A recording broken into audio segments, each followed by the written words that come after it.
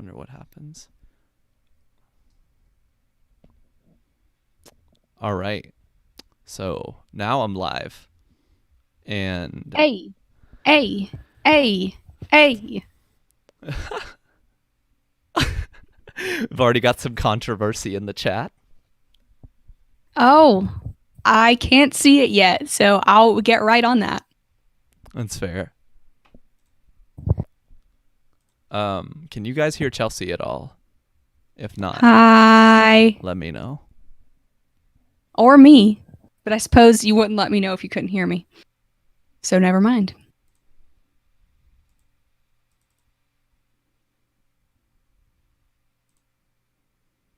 Found it. Nice.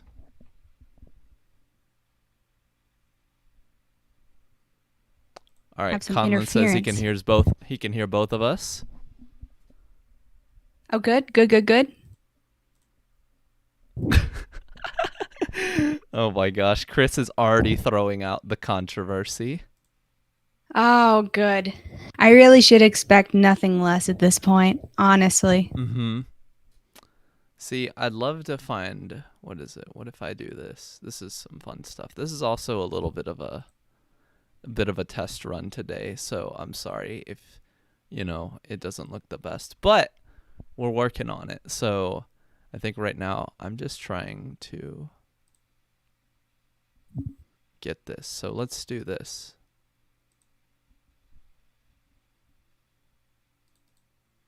I hear my dog outside harassing an innocent squirrel. We love it when dogs do that. Yeah, for real, for real. So if I do this, I'm gonna stream. We're gonna cut this down a little, and then I'm gonna try and do this. I would love for it to actually do its thing, but it's whatever. 3 watching now, including me. Let's go. I mean, that's hype, so, I think Conlon and Chris are watching, so I don't care Let's that we're just raise the trying to roof. fix things right now. So I'm watching the video and I see you in a square in the Yes. upper right-hand corner of the screen. That's all I see. Yes, and because I'm trying to get it to where, what is it that? We got to be ready if like Scott Van Pelt gets on here. Exactly, Mr. Scott. We got to be all set up. Exactly. See, I had everything set up, and then it was just like, no, you didn't. The internet was like you thought. Exactly. So I'm just like, all right, that's chill. We don't need to set up things, but it's fine,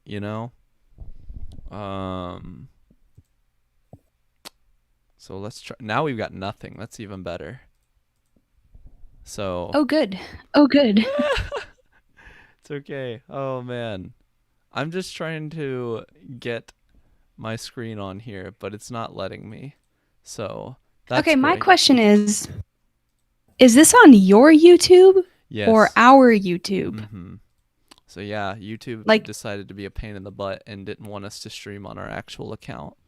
So what the heck? Subscribe to our YouTube account at Launch Codes Football. Exactly. Hold on, guys. I'll be right back. I love you then, I love you now. Oh yeah. All right. Ooh. I think we're back now. Okay, let me click on it. Yeah, I think we're good now. Can everyone hear us? Hey!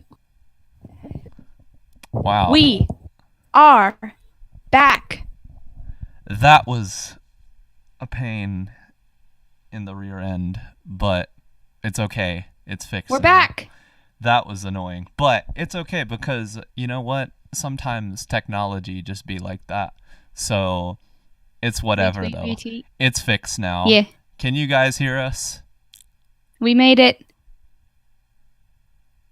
If not, watching it on my screen, I can tell that the stream is a little bit behind what I'm saying right now.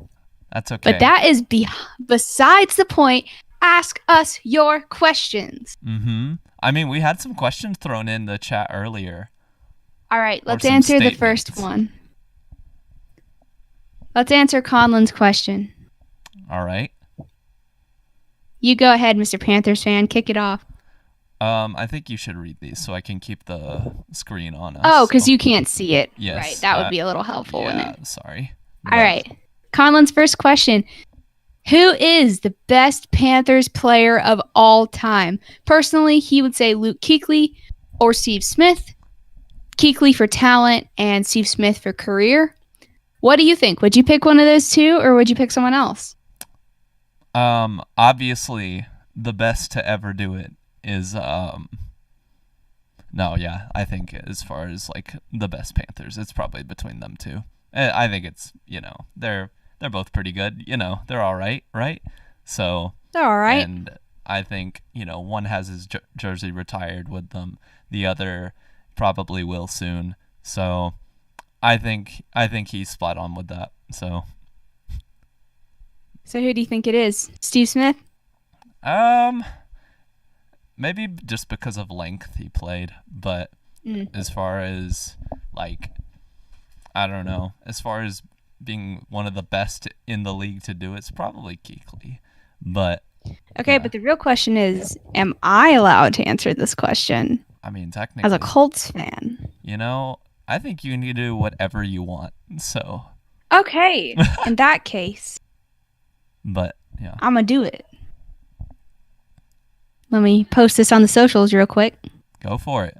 Also, I see Mr. Carefree Clone has it says so question here. So I don't know what that's about too, but it just says so question. Mm-hmm. Don't leave us hanging, bro. Exactly. You're just gonna throw us out there so question. I mean, he may be typing, so. Oh, that's true. Maybe it's a long question. Also, I figured out I'm just gonna pull it up on my phone too, so I can see. Oh, that would probably that would probably help. Intelligent idea, but Okay, so in regards to my opinion about who the best Panthers player of all time is, right? So I watched Steve Smith as a not Panthers player, and I watched Luke Kuechly, or as a not Panthers fan, sorry. And I watched Luke Kuechly as a not Panthers fan. Personally, I think I'd go with Luke Kuechly just because he was spectacularly good. Not that Steve Smith wasn't, not that Steve Smith shouldn't be in the Hall of Fame, because he is in the Hall of Fame right now, right? It's like he's kind of on the line. Gotcha. Well, I think he's good enough to be in the Hall of Fame. But I would go Luke Kuechly just because it's way harder to be an all-time great linebacker than it is to be an all-time great receiver for a franchise. So for that reason, I'm going to go with Luke Kuechly just because he literally transformed the game. When they lost Luke Kuechly, the Panthers defense essentially fell apart because he was their cornerstone. So when he left, I mean, I think it had more of an impact on the team than when Steve Smith left. So for that reason, I'm going to go with Luke Kuechly. Rest in peace. You didn't die, but we miss you, buddy. I'm sorry, I'm laughing because look at the next question we have. Oh, yeah, we'll get to that in a second. I think that is a solely just to trigger you a little bit, Chelsea. I don't know, that's just a troll question. That's just a for my entertainment question at this point. I mean, that's what live streams are for, right? It's all for the live reactions. I mean, you're right.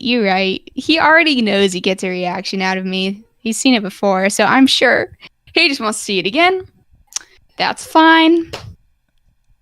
Are you gonna give the reaction then? Are we gonna get something, or are we just gonna? I don't know. Do you think I should allow it to get under my skin so I answer it, or should I just ignore it? Because this is a Q&A. I can question and answer whatever I want to. I'm in charge here. No, just kidding. Yeah, so I will answer it actually. I'm trying to pull the stream up on my phone so I can watch it on my phone. So I can see the questions on my phone because I already forgot. So one moment, please. Please hold. Well, okay, here we go.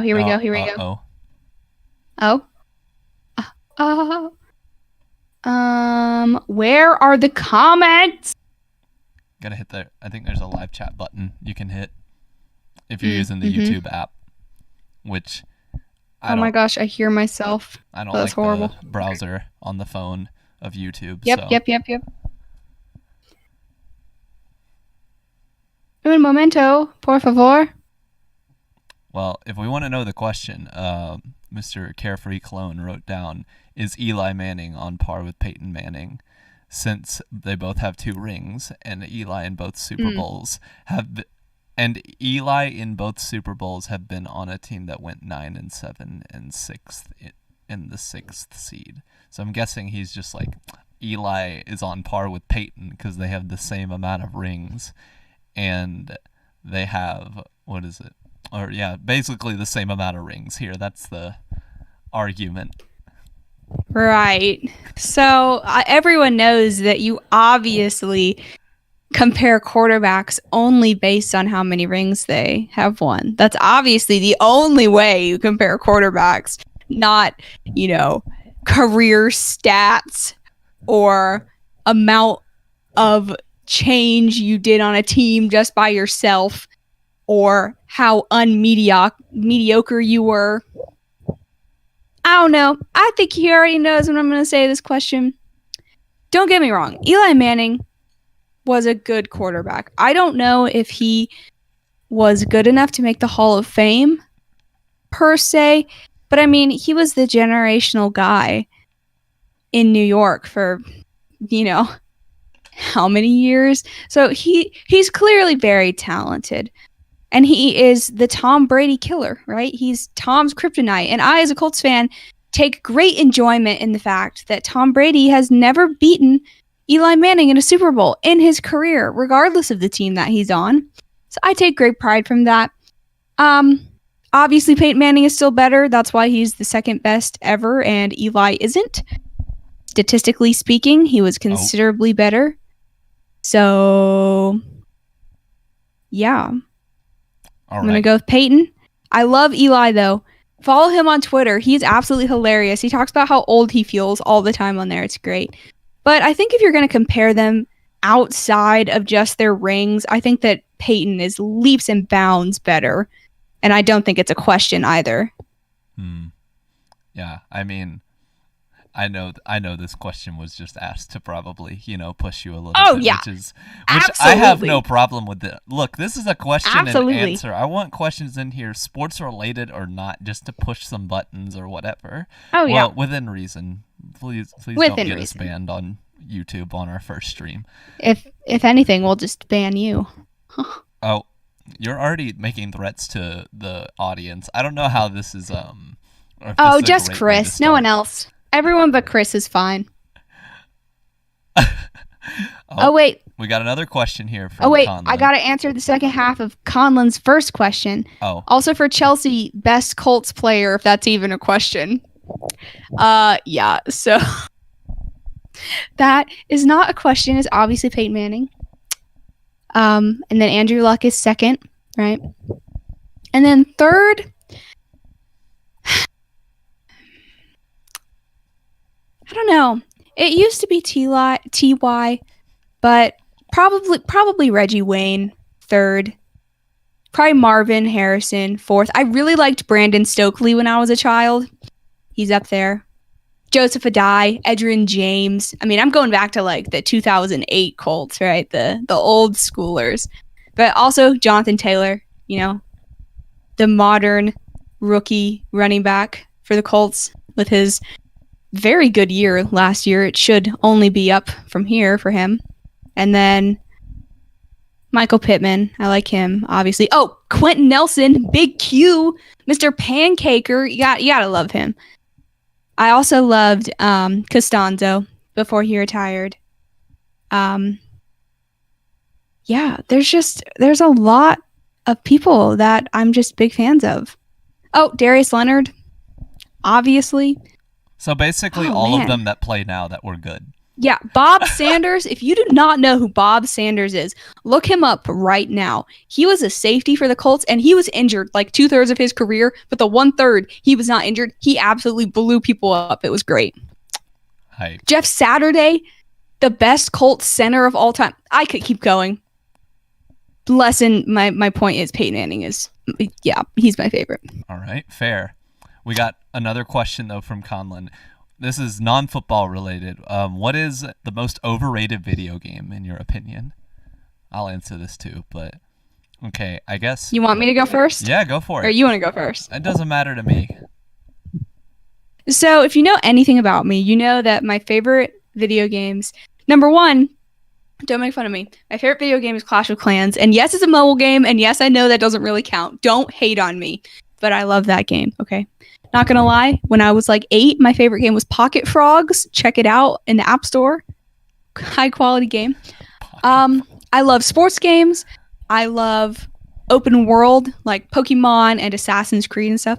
I'm not really a big first person shooter. Like I don't enjoy shooter games. They give me a headache. They make me dizzy. And I suck. So I mean that's really the 3 reasons that you need to not play. I also don't like Minecraft. Honestly, I think it's between Call of Duty and Minecraft as the most overrated for me. Like Call of Duty, all they do is they take the same map every year and they make it different. They don't even change the game. And then Minecraft just gives me a headache. I love the concept, but the graphics, I can't. Lyles is totally shaking his head in disappointment at me right now. One of the most impactful games of our generation, as a child, literally formed many childhoods, is overrated off of a simple premise. If I was going to pick between 2 world building games, if I was going to pick between Minecraft and The Sims, I would pick The Sims. Oh my gosh. I mean, I guess The Sims is a good game. I never really got I'm sorry. it, Minecraft just hurts my head. All right. That's fair. Fly, and that's not realistic. I do like how you can birth lots of chickens all at the same time, though. I enjoy that. I mean, hey, you know what? This is your opinion, and so... Yeah, Chris, I'll make fun of you for your wrong opinion. My wrong opinion? Okay. Yeah, because that's how it feels with you mocking my opinion. Well, if I had to answer this, I'm gonna be honest. Like, there's... Okay, I will preface with the fact I've never played Call of Duty. It just looks stupid. That might make my argument. So now we're arguing, like, okay, this is... I have played Minecraft. Also, I think Fortnite is stupid. I've played that. Oh, I mean... also, I don't really like, what's the other one? I like Titanfall. I don't like, the Master Chief Collection. Well, which one is that? Halo? I can't remember. Yeah, I like the music, but I don't like the game. The music is fire, though. Okay, bye. Yeah, so the music is some fire for that game. I watch those videos on YouTube of them singing the song, the Halo theme song, like that's great. I love this. I love the music. Just the game. I played Master Chief Collection. I was just bored, man. All you do is you run around a blue and purple and green world and shoot things. Like, give me something to stimulate my brain. I just don't want to shoot things.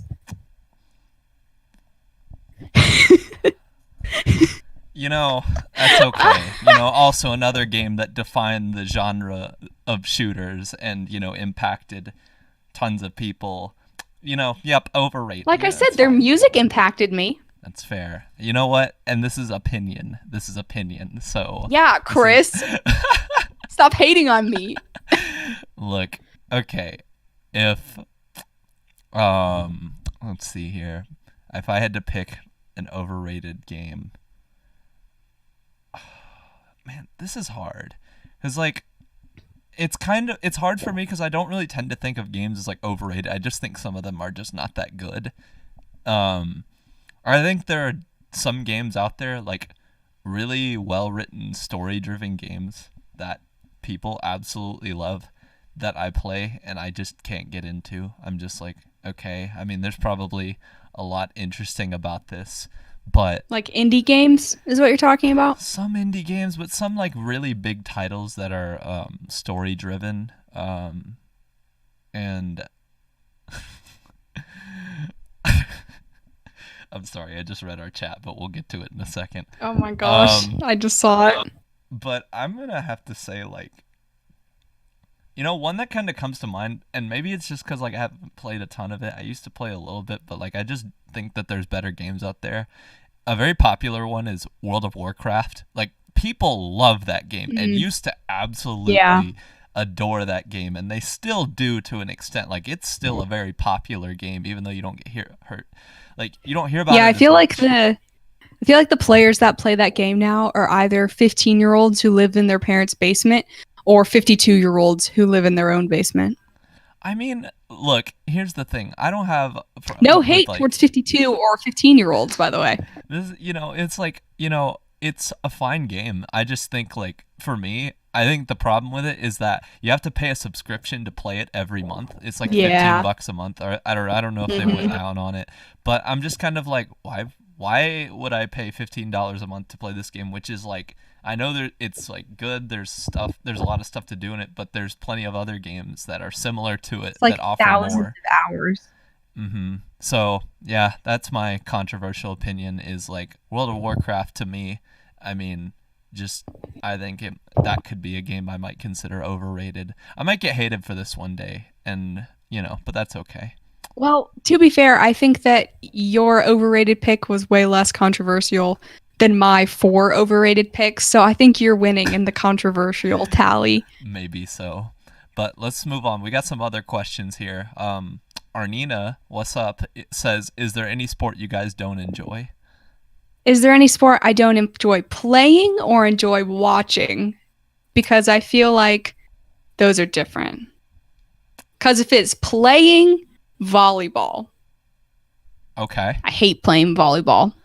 Both. Okay. Playing volleyball, also playing rugby. Never played rugby, but if you know anything about me, you know I would not survive. So definitely those two.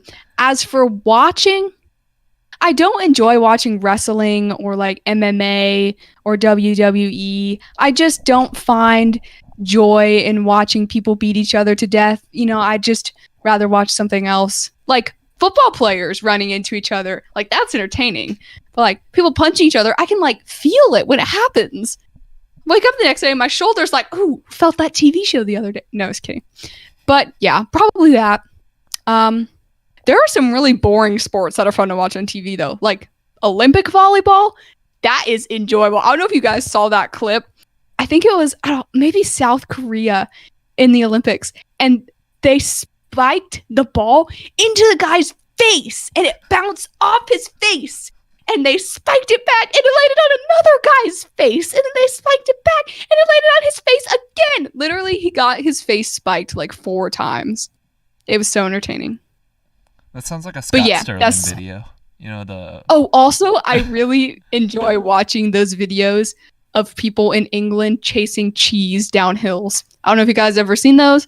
That is hilarious. Look it up. Just look up cheese rolling downhill. It's hilarious. If that doesn't, I hope that's a sport. But it is. Oh my gosh, it is. A roll, not a roll. You know what I'm talking about? A round of cheese. Like a wheel of cheese. Yeah. And it's on this super steep hill in England, and they roll it down this hill, and people chase it, and they fall down, and people end up at the bottom of the hill with like broken spines. Literally, you watch them go down the hill, they look like rag dolls. It's hilarious. That's crazy. I know. Look it up. Just take my word for it. I'm just going to answer this real quick because we've got a lot of questions to go through. So I'm going to answer this real quick and say a sport that I don't enjoy. Chelsea, you're going to hate me, but golf. I swear. I'm sorry. I just don't find it that watching and playing, because that's how most people feel. Playing would be kind of... I feel like playing would be interesting. I feel like there could be some fun playing. But as far as actually watching it, I'm just going to be real. Like, it just doesn't... It's like watching grass sometimes. But I will say though, watching in person is way more entertaining than watching on TV. And I'm like someone who likes watching on TV. So if you actually go in person, even if it's like a high school tournament, way more entertaining. But I see where you're coming from. If you don't get the game, you don't get the mathematics, and you don't get what the point is, then yeah, it's going to be boring. Fair enough. All right. The next question we'll have here is Carefree Clone says, what do y'all aspire to be job-wise? I will just kind of go through this quickly, but I would say, like, for me, a cool future career would be to do, like, sports commentating, you know, just, like, especially over football or basketball. Those are the two sports I feel like I know the best. And I feel like that would be honestly super fun to just commentate and be like, what a play, you know, Tom Brady in his 50th Super Bowl at the age of 60 or whatever. Ugh. You know? But I would be really interested in trying that out, and you know, part of me wants to work towards that, and so I hope to see some of y'all, like, or to hear from some of y'all as I'm in the booth, and that'd be just lots of fun to me. I get to watch sports and talk about them and get paid for it, so. Yeah, absolutely. You got to promise me that you're never going to turn into Joe Buck or Troy Aikman, though.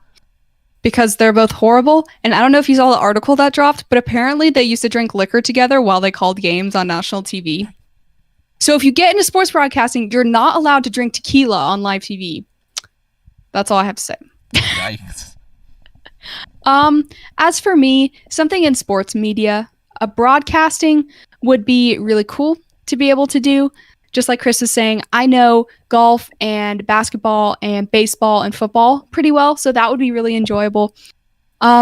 Sports journalism, I'd love to be like a senior NFL writer for ESPN or a writer for the PGA or, you know, for The Athletic. That's where I'd really like to write. I'd really love to write for The Athletic because they're the premier sports journalism company in the world, like over ESPN and CBS Sports and all of those Fortune 500 companies. They're above that. So I'd love to do that. I also think it'd be fun to do like social media for a professional team or a college team, like me at the Panthers games, like interviewing like King Purr. That's his name, right? The mascot. Sir Purr, being yeah. like, Sir Purr, like, hey, what do you think about this game? Or like being a sideline reporter. My three favorite sports personalities. Number 1, Sage Steele. If you know anything about me, you know that I love Sage Steele. She graduated from Indiana. She does the 12 p.m. show on ESPN. She's great. She posts videos of her kids on her Instagram. I live for it.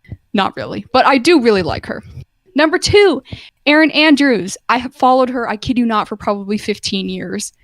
She's awesome. She does sideline interviews and reports for NFL games, and I believe she works for CBS now. So, she's my second. Number 3, Scott Van Pelt. You gotta love that guy in all of his bald glory, right? He sits on the TV. Shinier than the moon.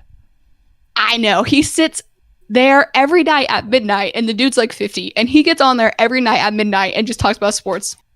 It's great. I would love that. Sounds like a great time. Just anything with sports. That'd be cool. Exactly. That's what I'm passionate about. I'd have fun doing it. Just really, I could have anything I could have fun doing. Doesn't even need to be sports. Preferably sports, but doesn't necessarily have to be. Yeah. I know. I see what you mean. All right. So the next question we have is from Thomas Hammond. We got some Christian or apologetics here he said determinism gang or free will gang, and then Conlon responds with or monolism to be real. Okay, I have an idea of what that is. Not gonna lie, I don't know what Molinism means. So if someone wants to enlighten me, that'd be great. Yeah. Man, you know, I should have expected this because I said, hey, people can come in and ask any question, and then, you know, Thomas comes in. I should have figured. I see you, Thomas. I'm cool with it. It's no big deal. It's just kind of funny. So this is what we signed up for.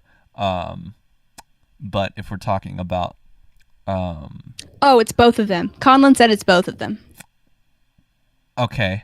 Then I would Thank you for the explanation. Yeah, I'm just because I don't know a ton about it. I'm not going to talk a lot about it, but I would say that my ideals at this point go with Molinism. I think that's how you say it, right? Yeah. Well, according to Thomas, Molinism is determinism in disguise. Like I said, I don't know enough about Molinism outside of the definitions that you guys are providing me. Fair. I mean, I just, yeah, exactly. I just think like it's probably a mixture of both. So there you go. Yeah.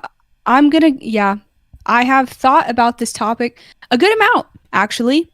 And I have talked about it and studied it, and I am in the clan of both. Mm-hmm.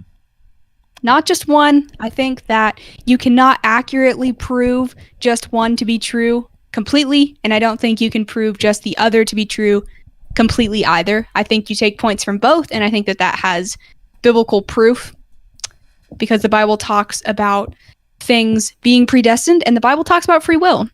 The Bible doesn't just talk about one or the other, it talks about both. Mm-hmm. So I'm going to go with what the Bible says and go with both.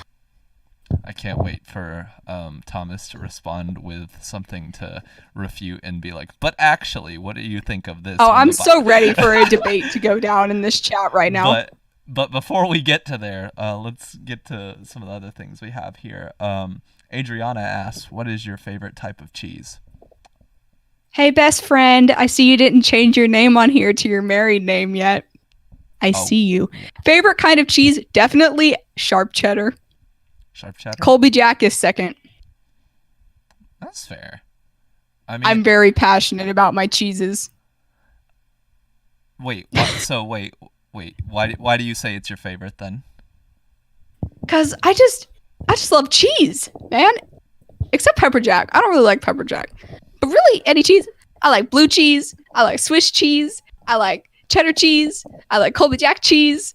I like Parmesan cheese. I like Italian cheese. I like mozzarella cheese. I just like cheese. But I like cheddar the best because it pairs nicely with some chicken in the biscuit crackers. I will say, though, but when I normally eat chicken in the biscuit crackers, I use squeezy cheese. You know, the most American cheese in that can that can sit on the shelf for like 3 years and not go bad. That's like the most American thing I eat ever. But yeah, squeezy cheese is my third favorite. Oh my god! And it's not even real cheese.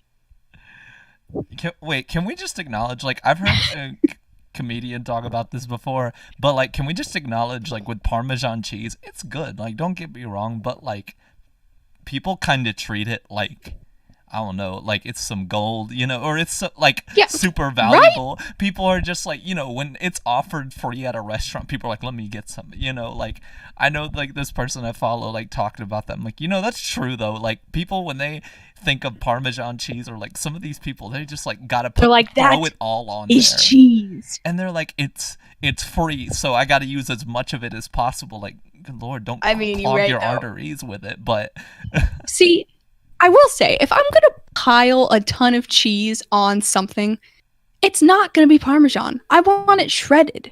You can ask Conlon and Chris right now, actually. I was eating spaghetti at Conlon's, and they gave me the bag of mozzarella cheese.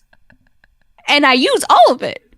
And I made sure to ask if no one else wanted some, right, before I did it. And then I emptied the whole thing on my spaghetti. And I don't think anyone noticed, but I did, and it was great. So... Also, side note, totally showed Conlon a video the other day of this Italian cheesemaker opening a wheel of Parmesan cheese. It was great. That sounds hype, though. That's what I watch in my free time. Follow me on YouTube. No, just kidding. It's okay. No, but I would say mine is pepper jack, even though you're like, I don't like it. I like the spice that it adds. You know, I don't like the spice. It's got that cheesy goodness, but also like just that little bit of spice to kick it up a notch. Now, recently when I've been cooking and eating, I feel like I just use a lot of pepper and like I'm just like, we love it. So, and pepper's like not bad for you. It's a healthy thing to use. So I'm like, all right, let's try that. But sometimes I definitely douse it to the point where I've cooked and I'm like, okay, I'm coughing. That's probably maybe a little too much pepper, but pepper jack cheese, it's just like, it's the way to go. Even like every time I go to Subway, I'm always like pepper jack cheese. I gotta say that this one thing though, Subway like sometimes I don't know what it is. Maybe it's because of like the pandemic and stuff, but can we just acknowledge like every time like I feel like I go to Subway, they're always out of something that I want. Like I'm like, all right, let's get. I have a solution for that. Don't go to Subway. Go to Jersey Mike's. Jersey Mike's, I'm not gonna lie, I think is better. But the problem is Jersey Mike's is far away from where I live, or it's like 20 minutes. Subway's stuff sits out all day though, and they don't cover it. It's just kind of like, yeah. I mean, it's also. I'm pretty sure their chicken is fake. Because it does not strike me as being real chicken. That's Subway. There's a thing. Don't know if that's right or not, but there's a thing. They have good meatballs there, though. Their tuna is apparently not actually tuna, so I don't know. That's like McDonald's chicken nuggets not really being chicken nuggets. Yeah, when they released. But apparently they're real now. But it took them like 40 years to make them real, so I don't trust them even if they are real now. When they released that commercial saying our chicken breasts or chicken nuggets are now with 100% chicken, I'm like, it's like now? How long did it go? Oh no. But all right, next question we have is from Susanna Diamond. What's up, Susanna? Yo. Marvel or DC?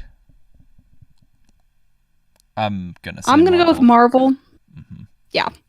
I will say, though, a special exception goes to the first Wonder Woman movie. That movie was amazing. The second one was some trash. I'm sorry. It was not good. But the first one was really good. I totally cried when Steve died. Sorry, spoilers. Wow. First one's good. That's like the one good movie DC's made. Except Aquaman. Apparently that's good. Never seen it, though.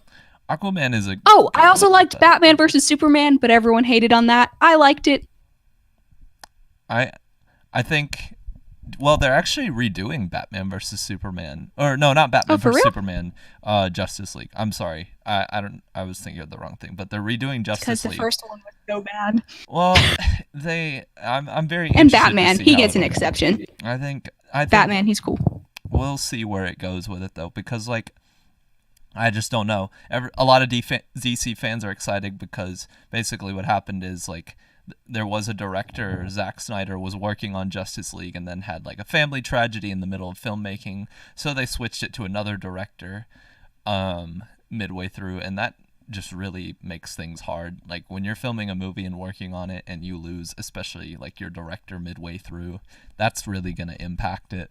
So a lot of people are very interested to see. They're basically releasing the original director's cut of the movie. So interested to see how that'll go. But you are right. Like DC has made like every once in a while they make a good movie, but Marvel has just been more consistent.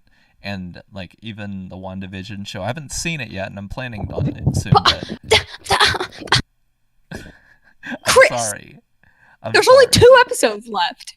I'm gonna start watching it soon. It's just I just haven't watched it yet, but I've heard that's been really good so far. So it has been. I will say, if we're gonna debate Marvel versus DC for TV shows, I think that DC takes the cake easy because Arrow was really good and The Flash is really good. Also, Agents of S.H.I.E.L.D. for Marvel, that's like my favorite show of all time. It was really good. And Agent Carter was supposed to be good, but they cut that off. They cut off Marvel Runaways. They cut off like a bunch of Marvel spinoffs that didn't go well before Disney Plus released.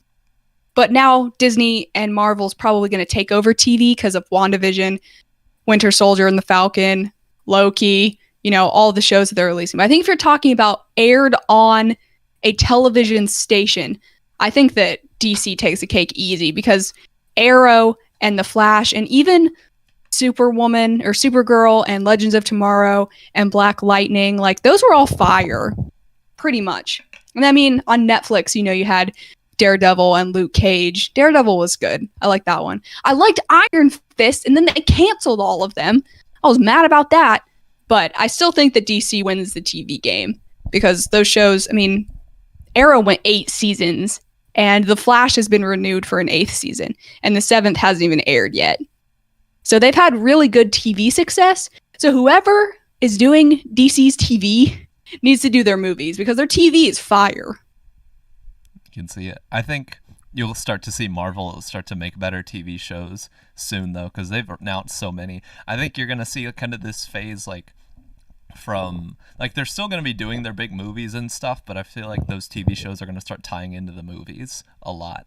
So I agree. but yeah. Yeah, No. I think that Marvel, they're really good at taking their movie actors and actresses and putting them in TV shows now.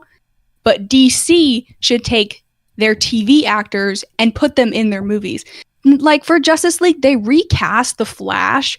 I don't know who thought that that was a good idea. Grant Gustin is the best Flash, and it was dumb of them to recast him. Like, he could have done the movie easy. But I will say, Marvel overall, Agents of S.H.I.E.L.D. holds a special place in my heart. But Arrow is my second favorite show of all time, so like Arrow also holds a special place in my heart. Basically, I'm saying all my TV shows ended. So if you have any sci-fi or action TV show recommendations, hit me up because all my shows ended. All right. Let's see. The next question we have here is favorite song. That's a tough one. This is from Maggie Reed. What's up, Maggie? What's up?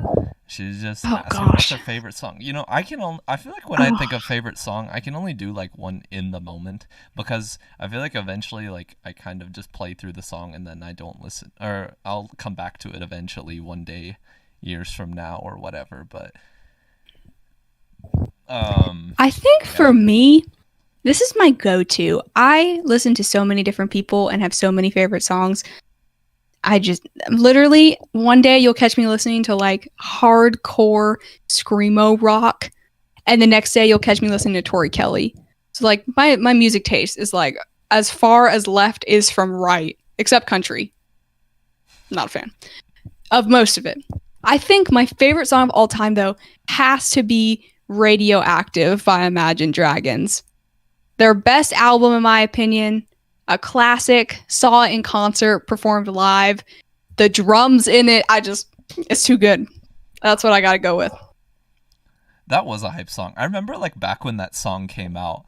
To be honest, I had no idea who Imagine Dragons was, but me either. I think that was really the song that kicked them off. And then I remember I went to this camp and people being like, one guy being like, my favorite band is Imagine Dragons. And then I just like think about it. I'm like, wait, like Miles being like, what?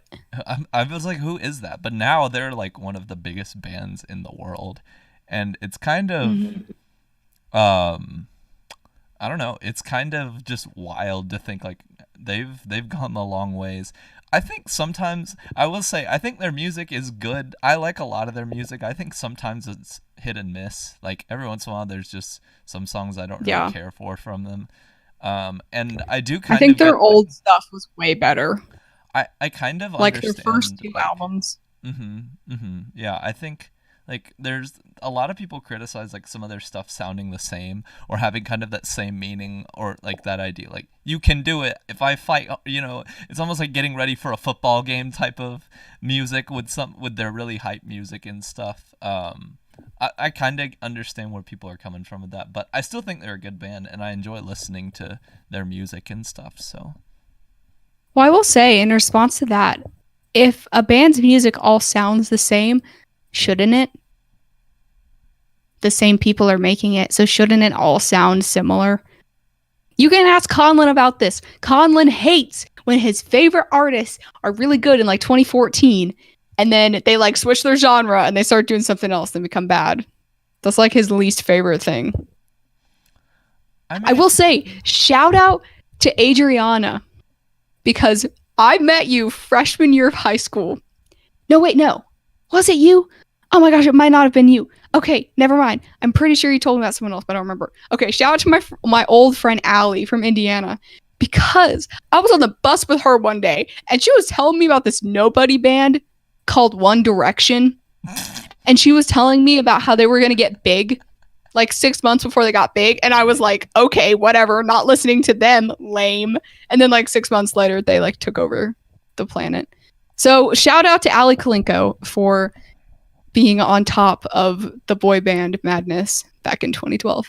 But now they don't exist. So did they ever exist? You know. Well, they all exist. They just exist separately now. Oh Oh my gosh. I remember, yeah, One Direction. That was certainly a time. I think it is still a time for some people. Their But last One Direction, or Imagine Dragons' last album, I'm sorry, it was bad. It just was not good. There were like 2 songs on it that were good. I listened to a little bit of it, but, not a ton. Their first album, fire. Second album, fire. Third album, not as fire, but still good. And then after that, it was just kind of, well, fourth album was good. But their last album, also, yes, Thomas, I do remember when Lil Wayne just came out of nowhere in one of their performances. That was not good. That's one of the funniest things. Like, people were just like, what the heck is he doing? Like, that was the kind of response that everyone had to that. And he started rapping in the part where the drums do their thing, and that's like everyone's favorite part, and everyone was like, Lil Wayne, no. Yeah, I mean, yeah, I kind of look at, like, I don't know. There's nothing wrong with doing something different to something people know, but I agree. What is it? But I would say my favorite song right now is, well, right now, Clouds by NF. Yeah, it's definitely Clouds by NF. I love that guy. Look, I'm sorry. Like, I can't lie to you. It's well done. I won't. Okay, so I actually have something. Okay, so for those of you who know me, like, I'm a huge NF fan. A lot of people know too. that. I have to say, I really like this new song. I like his direction he's going, but I'm trying not to be a blind fan because I do think there's some areas in it where it could use some, like, still some work, but it's still, like, a good song. Like, there's kind of a point near the end, like, if you listen to it, to me, it doesn't really hit that well. Like, most of the song is really good, and the music video is hilarious and also really good. But there's kind of one part near the end where I'm like, I don't really love this part, but overall I still think it's good. So look, Chelsea, I'm not a blind fan. He goes like, you think that you'll know me good. You think that you'll, and like kind of just repeats that like 3 or 4 times. And oh yeah. And then it leads into a nice verse at the end. But I'm just saying, like, for me, I don't like, even though I'm a huge fan of his, I still like think that song has some areas it could improve, but it's still a really good song to me. And I'm very interested to see his mixtape. And I'm interested to see that he's going to be teaming up or featuring some rappers who are different from him, definitely. I think he's featuring, what is it, Tech9 and a guy named Hobson. So I'm very interested to see how that'll go, with kind of his style of music, which is very dark and not always like moody. It can be moody, definitely. So, but also hype. It's got a lot of different emotion to it. So I'm very interested to see how it'll collide with others. So, I mean, that song that he wrote about his mom gets me every time. Yeah. When he like starts crying in the song. But can we just acknowledge how hard this mixtape is going to hit? Because he won't be a dad yet, but he will almost be. So I hope he raps about his son. Because NF is already like an emotionally charged person without having a child. So I can only imagine that he's going to be even more so when he does have a child. So I'm excited for that. Do you think? But Clouds was fire. I liked him. Do you think we could ever get him in on an interview? Just be like, hey, you're from Michigan. Hey, maybe if we bug him enough. Be like, hey, I'm from Indiana. It's above Indiana, Michigan. You know where I've been? Michigan. I've essentially been near you, so you should come on our show.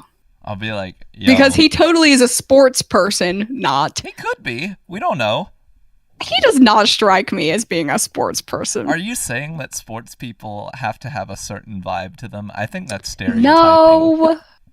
No, if I was saying that, I would just use myself as an example. Because if you didn't know me and saw me on the street, I do not think that you'd think I was a sports person. You literally wear like an Andrew Luck jersey, or you would wear it to school. I don't know about that. Okay, but if I didn't, though, people might not know. Fair. Okay, that's fair. I walked, remember when everyone would sit upstairs in the EUC at UNCG, and sophomore year, it was always like 12 guys and me, right? And one day, I walked into a whole crowd of dudes talking about football. I sat down, listened for a few minutes, and I made some comment, and they all looked at me and went, like, they were like, who the heck is this chick? Wait, And I then don't from remember then that, but that's funny. from then on, I was therefore initiated as, quote, one of the boys. So I don't even remember that, but I don't know if I literally was there all for it, of but sophomore year, it was me and like 8 dudes. And I would get into debates with people about sports. that's fair. Look, it's okay to show them up every once in a while. Here's the thing, though. See, like, dudes think that girls don't know what they're talking about with sports, but sometimes dudes don't know what they're talking about with sport. Look at That some is of these true. people like Skip Bayless on TV, who gets paid millions of dollars. Yep.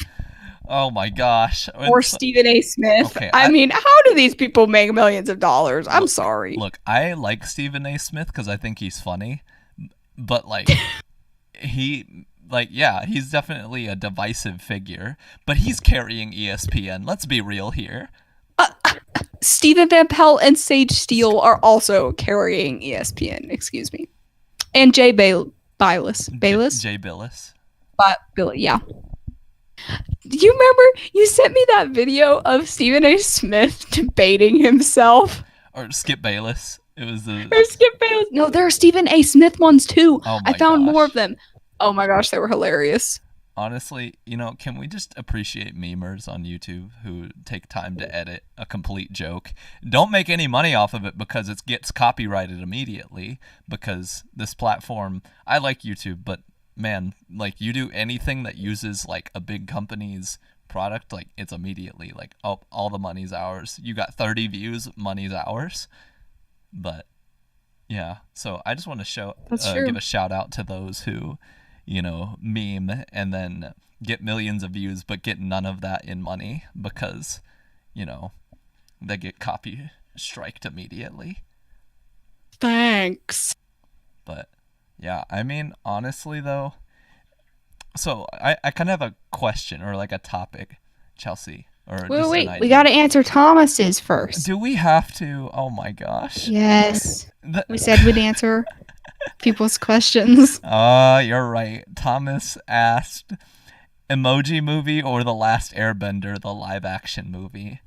I think you purposely don't like me, Thomas. If you're listening to this right now, you just picked this because you're like, I want to take something that Chris loves, like The Last Airbender, Avatar, and I'm gonna just crumple it up and make him feel sad. But both of these movies are, if anyone doesn't know, astronomically bad. Yeah, I think that's a light way to put it, but yeah, they're bad. They're both very bad movies. And now we have to pick between which one would I rather watch. And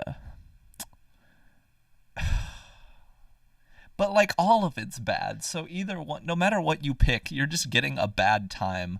I guess maybe you could argue the Emoji Movie, like, the animation looks somewhat nice at times. That's what you could argue. The whole premise of the movie to me is really dumb, and I'm just like, did somebody sit down like and actually think this would be like a really funny movie? We're just making characters based off of emojis that people use. And I'm like, okay. So I guess at least it can look nice at times because it's a modern animated movie. Whereas like Avatar, The Last Airbender, the live action movie, it's like, it looks realistic, but like the effects are really bad. Like, if you ever watch the show, like when they have something big happen, like an earthbender picks up a boulder and throws it, like in this movie they pick up like tiny rocks and throw it at them, and I'm like, I think I could do that. Like, I don't need to bend to be able to pick up a freaking rock the size of my hand and throw it at someone. But I mean, yeah. That's true. Also, one of them hurts me more because I love Avatar, The Last Airbender, the animated series. It's one of my favorite cartoons of all time. So, and one of the best in my opinion. But, Chelsea, if you had to pick between the two of these movies, what would you rather torture yourself with?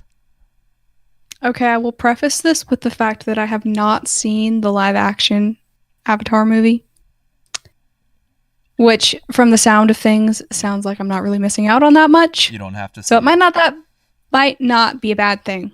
But I did see the Emoji movie.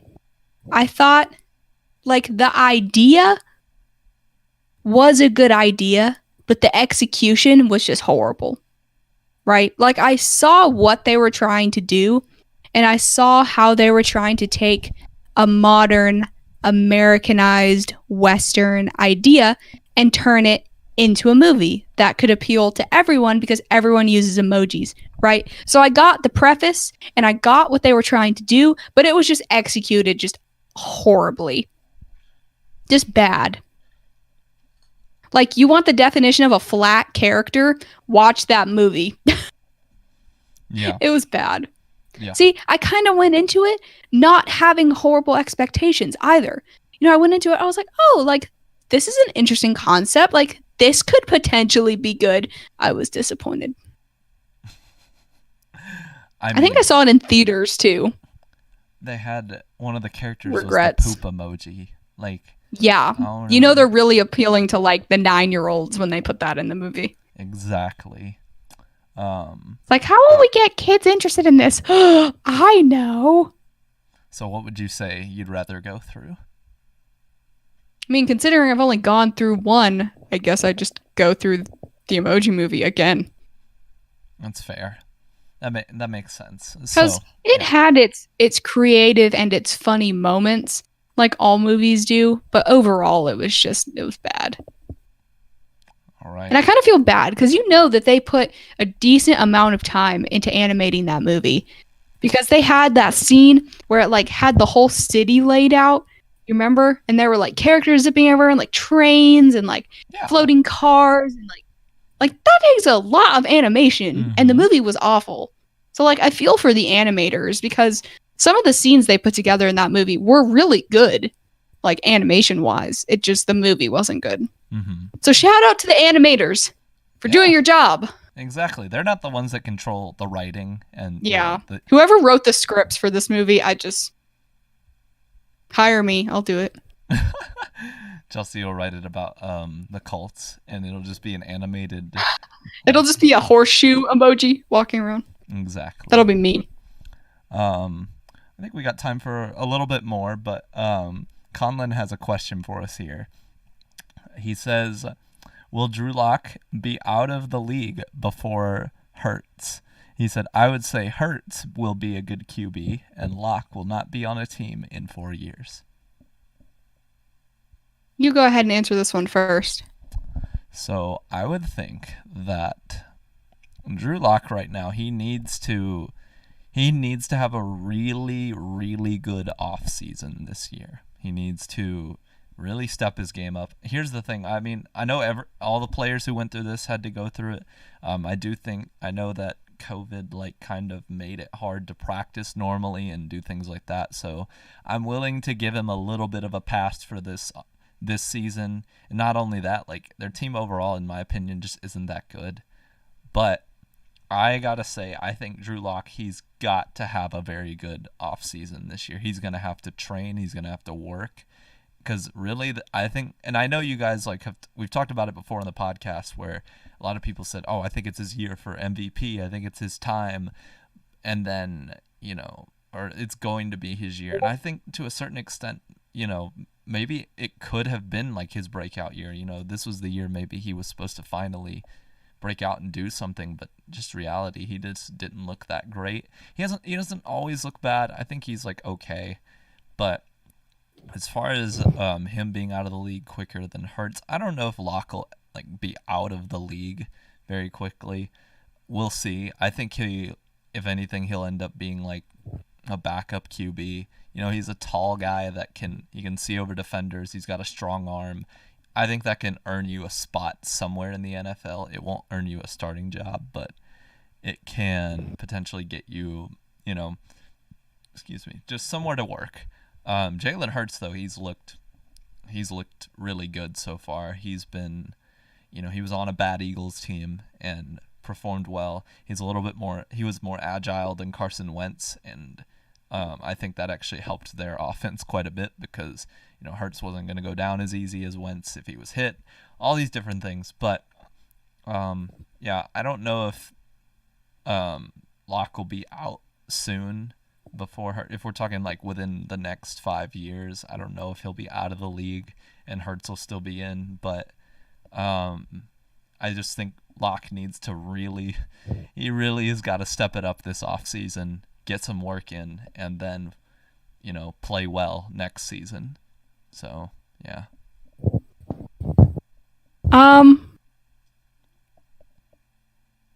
I don't know if I would say that Locke wouldn't be in the NFL.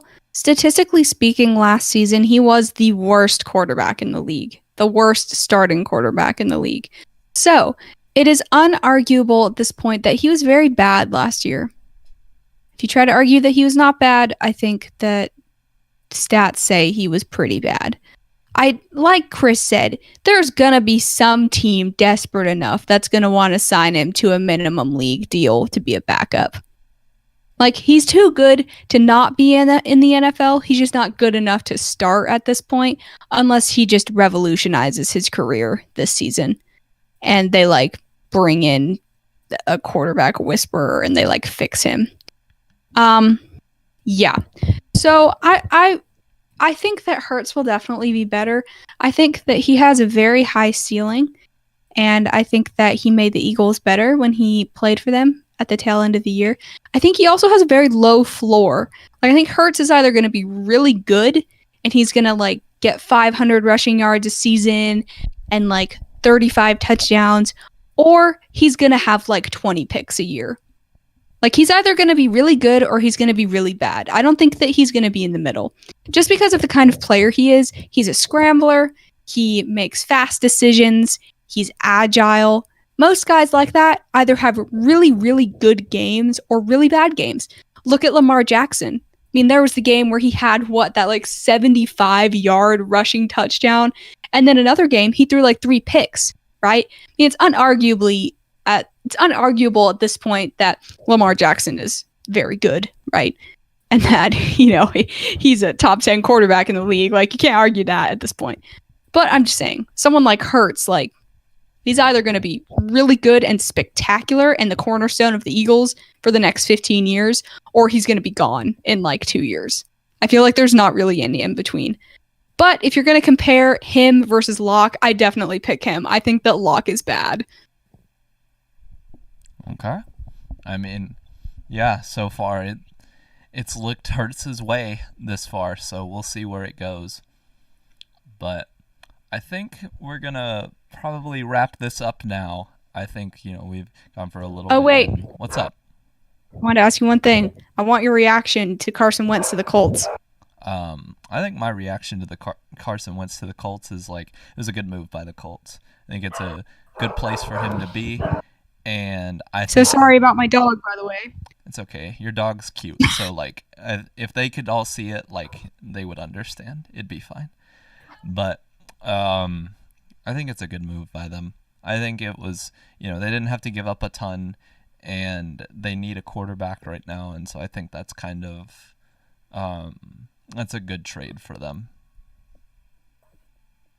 Yeah, I'd agree. I mean, at minimum or at maximum, we gave up a 3rd-round pick this year. We didn't give up a second even this year. And then our conditional second next year can turn into a first for them, but it wouldn't be our first that they'd get, right? So us ourselves only traded away a second. So we still have our 1st-round pick next year too. So regardless, we're not going to have a 2nd-rounder unless Ballard, executes some trade magic and gets a second back somehow. But yeah, I think it was a good move for the Colts. I think if there's any place that Carson Wentz can revitalize his career, it's with Indy. And if he can't revitalize it in Indy, he's done. Yeah. If he can't get back to where he was in probably maximum 2 years, he's probably done at that point. I'd agree with that. Because he's on a 4-year contract. So if you really give him 4 years, which I doubt that we would do if he ended up being bad, if he's not good in 4 years, he's done. And if he's not good in 2 years, I think he's still done. I can agree with that. We also have one last question here from Carefree Clone. It says, is Josh Allen the kryptonite for the Bills in withholding them in getting to the Super Bowl based on how he has performed in the playoffs? For me, I'm going to say I don't think we can call him a kryptonite yet. Yes, he's had 2 years where he's played in the playoffs, and he hasn't looked great. But he made it to but his first year in the playoffs, he, they lost their first game, but now his next year in the playoffs, they made it to the AFC Championship, won 2 games. He didn't look fantastic, but, they did get a little bit further. But, I mean, I don't think he's like their kryptonite yet. Like, we'll see the steps that he takes next year because, I mean, from the year previous, like, he stepped up and looked good. And while they didn't look good against the Chiefs, like, it was an improvement over the year before. And we'll have to see if they improve again. So that's what I think. I think that Josh Allen has improved exponentially over the last 3 years. If you listen to the episode we did, we actually talked about this. We pulled up Josh Allen's stats for this year, last year, and the year before. I don't remember which episode it was, but we did talk about it. And his first year, he was bad. His second year, he was mediocre. He went from 20 touchdowns to 40 from year 2 to year 3. So no one can argue that he hasn't statistically improved. He has obviously improved. I think that he is still young enough to give him some playoff grace. Because, I mean, it's not like he's seasoned like a Drew Brees or a Peyton Manning or a Tom Brady or even someone like a Ben Roethlisberger. Like, he's not seasoned like that. He doesn't have the experience that those guys have. But I do think that he's reaching the point where people are going to start really faulting him for his inability to do anything in the playoffs.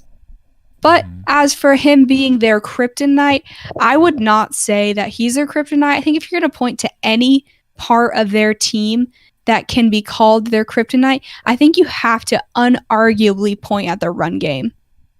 I mean, they had maybe 200 yards of rushing in the last last 2 games of the season and the playoffs. There was one game they rushed 29 yards or something crazy like that. He's their best runner right now. Yeah. So I think that if you get Josh Allen, someone like the guy from Alabama, right? If you pick him up, Najee Harris, or if you pick up someone like Travis Etienne from Clemson, who can take the strain off of Josh Allen from having to carry his whole team alone, I think that will help him drastically.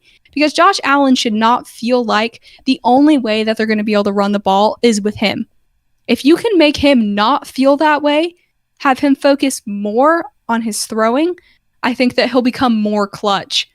But since he's trying to do everything, he's making bad decisions, he's missing wide open guys, etc., etc. But I think they need a run game. If they want to go anywhere in their playoff Super Bowl window, they need a run game. Because if they don't get one, they're not going to go anywhere. And it's stupid because if you look at their running back depth on their team, it's not bad. Devin Singletary is not a bad running back. And neither is their rookie. And honestly, neither is their third string. None of them are catastrophically bad. They just can't perform on the Bills. Mm-hmm. So if they want to go anywhere, they're going to have to address that. And if they don't address that, you might as well not even count on the Bills consistently getting to the AFC Championship, because I just don't think it's going to happen. That's got to be their number one need. One of the questions is, with Mahomes in the AFC, you think they'll ever make a Super Bowl? For me, it's possible, but it's kind of like when Tom Brady's in the AFC, right? It's harder for anybody else to make it. So maybe not, honestly. They might make one. It might have to be maybe Mahomes. I mean, hopefully not, but an injury happens or something like that. Then we'll see. But They might make one, but yeah, with Mahomes there, it's going to be really hard. Yeah, I'd agree. I mean, I've preached this all year. The only team that's truly going to beat the Chiefs is themselves, right? And we saw that in the Super Bowl. Their O linemen, even though they were injured, had backups in, they were bad, right? Their running game didn't really do much, right? Both Tyreek Hill and Travis Kelce dropped critical balls. And the defense got tired. And Patrick Mahomes was trying to do everything on his own. I mean, look up those pictures they took of him doing those, like, fully outstretched, throwing the ball across his body to the other side of the field and somehow completing it. Like, obviously you can fault Patrick Mahomes in the game, right? The people that say it's not his fault at all, that's not right. He was suffering through an injury, and the rest of his team played bad. But to say that he didn't have any impact on the game is stupid, in my opinion. He obviously had an impact. But if the Bills are going to make it to the Super Bowl, it's going to be because the Chiefs shoot themselves in the foot. Because the Chiefs, if they play to their capacity, like I've been saying all year, no one can beat them. But if they play down to their competition, make dumb mistakes, throw interceptions, let up long plays for touchdowns, they're going to lose. That's like any team. All right. Yep. Then we'll have to see. I'm very interested to see how the next few years go. Oh yeah. We'll do one last question here, then we'll cut off stream. But Chris also asked, will the Steelers continue to be an overrated team since they lost to the Browns in the playoffs and were supposed to crush everyone in their bracket? I mean, by the end of last year, I didn't think they were that good. So I don't know, were they overrated? Like, they had a good start to the year, but by the end, I mean, they went 1 for 5 in games. Like, they won 1, lost 5. So I don't know. It depends. If they can get, it'd be interesting to see if they can get like a new quarterback that's good, then maybe they will be able to stand a chance because they have a good defense. I know there's a lot of talk that they'll get J.J. Watt. I don't know if they'll get him, but it also would make sense if he went there because 2 of his family members are there. So, but yeah, I mean, I don't know if they'll be an overrated team as of now because they just, in my opinion, haven't looked that great at the end of last year especially. And we'll have to see how their offense continues to evolve and develop. Yeah, I agree with you. I think pertaining to the Steelers, I got a notification today that Ben Roethlisberger is willing and open to creatively restructure his contract to stay with the Steelers. But I don't know. I feel like if the Steelers wanted to keep their franchise quarterback, they would have done something about it by now.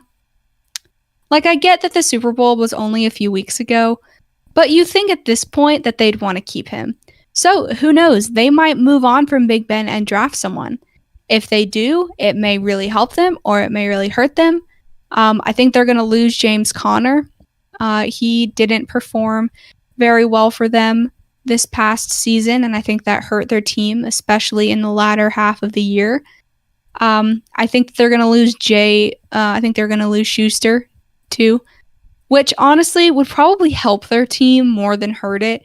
He's a very talented wide receiver, but he's dramatic, and he starts drama, and he's all about himself, and I don't think that that's what that team needs. I mean, you're being led by arguably a legendary coach in Mike Tomlin, and Mike Tomlin does not put up with stuff.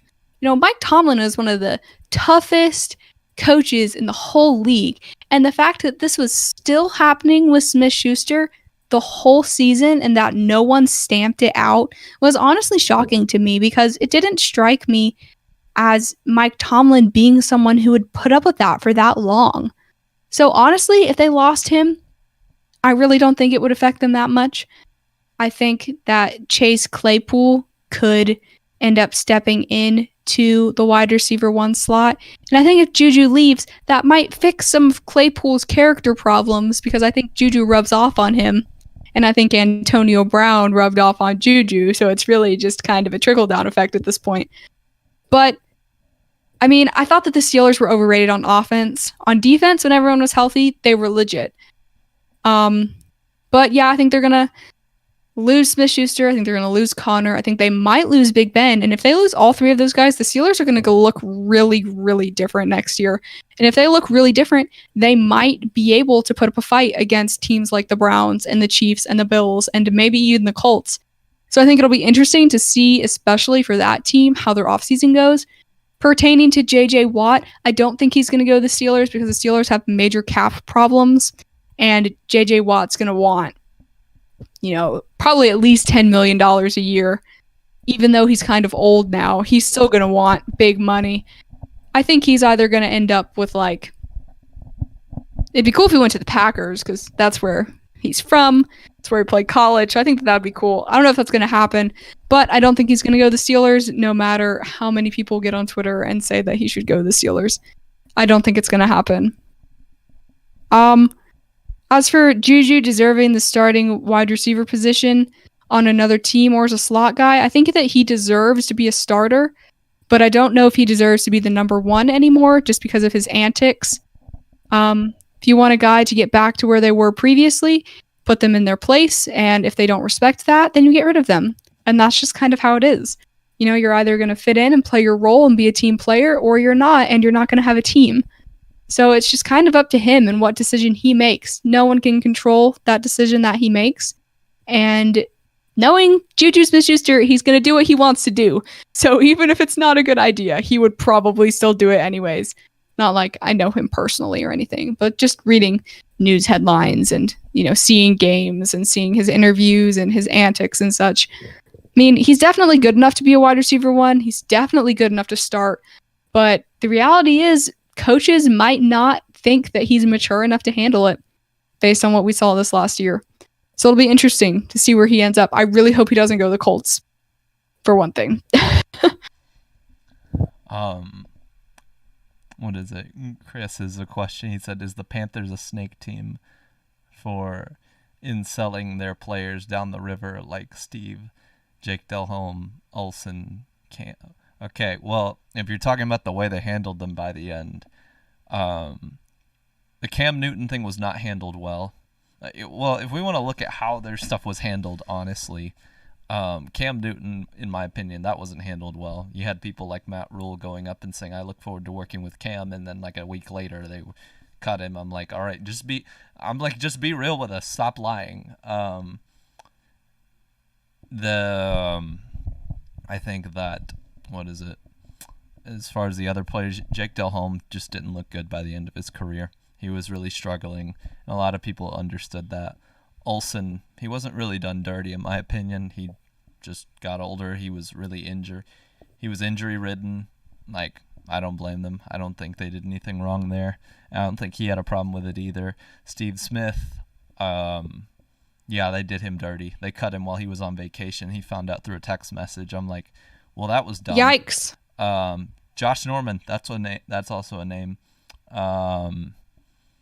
Josh Norman was handled incredibly poorly. They apparently talked with him, and the way dealing kind of works is you put out how much money you want to make it first, and then you talk deals with them. You're like, okay, I want 16 million at first, and then they're like, no, we want, what would you take, 12? And then you debate and you talk with that. Apparently they just said, he was like, I want this money, and then they immediately said, okay, bye.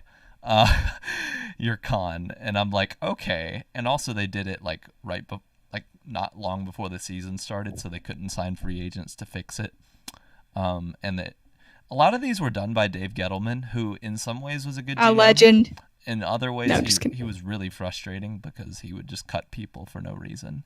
As far as Ron Rivera, he's with the Giants now, so. Yeah.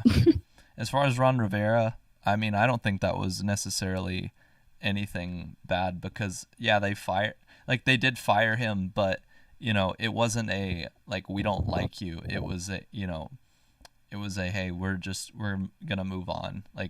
Obviously, Rivera's time in Carolina, overall, I think it was a good time, but he still, it was definitely time to move on. So I don't think that was a dirty deal. And I think he even knew it was coming. Dave Tepper, before that year that he was fired, sat down with him and just was honest. He said, I want this number of wins. I don't know exactly what the number was, but that's what I heard. And, he didn't get to that number. So they cut him, or they fired him. And I don't think it was a cold-hearted move. I think it was just, you could see things were starting to go downhill and they needed a cultural change in Carolina. So that's just kind of what I think. I don't know, man. Ron Rivera is one of the best head coaches in the NFL. I mean, I think if there was anything that, like, of all of the things that were going wrong on Carolina, I feel like Rivera was not the worst one. You know what I mean?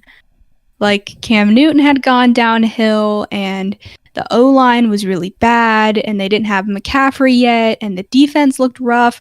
Like, I understand the whole culture change thing, because, like, the Colts had Chuck Pagano, right? And then Chuck Pagano got cancer. And then Bruce Arians came in and, like, completely revitalized the team, and then he left, right? And our other guy, he came back, and he wasn't that good, right?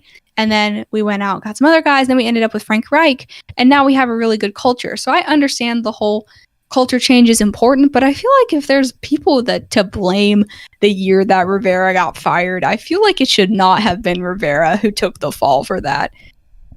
Maybe, but also, like, I understand that the head coach takes the fall, but like there were so many other things going wrong that he had no control over.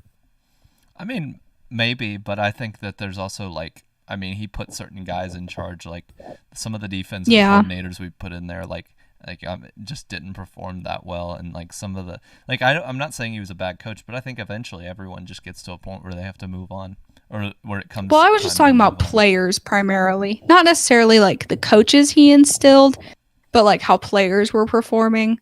Like, obviously you can fault the head coach for, assistant coaches being hired or let go, obviously, but I don't know. I just feel like some of the players, like it wasn't his fault that they traded away or that they cut Josh Norman. Like, that had nothing to do with Ron Rivera, Yeah. No. But now he's in Washington, and I hope he changes their program around because he's a great coach. Beat cancer, great guy. Mm-hmm. Did all of the safety commercials for Carolina, the Live Safe or whatever, the security systems, and they left, and all those got off TV, and everyone was sad. I mean, I don't know. I just kind of think like with all of this, it's interesting because I do think Rivera is a good coach, but I think he's probably, he understood where to go, and I think he's in a good place. It's a good team. As far as this though, like, you've got will Matt Rule lead to the playoffs, or are they just waiting for a better option? They signed him for 5-6 years, I think, or it was a lot of money and a lot of time. This is not a decision that Tepper made to simply place an interim coach. He signed him for a long deal because he believes in him. So I don't think this was a thing where they just think Matt Rule's okay. I think he could be good. He's shown bright spots, and he's shown that he's willing to make the risky move. We'll just have to see how it plays out. So, I mean, would you rather have him as a coach or promote Joe Brady, the ex-Clemson or ex-LSU coach, to head coach and put Rule in a coordinator position? Because, I mean, Joe Brady was like a mastermind with LSU when Joe Burrow and everyone was there.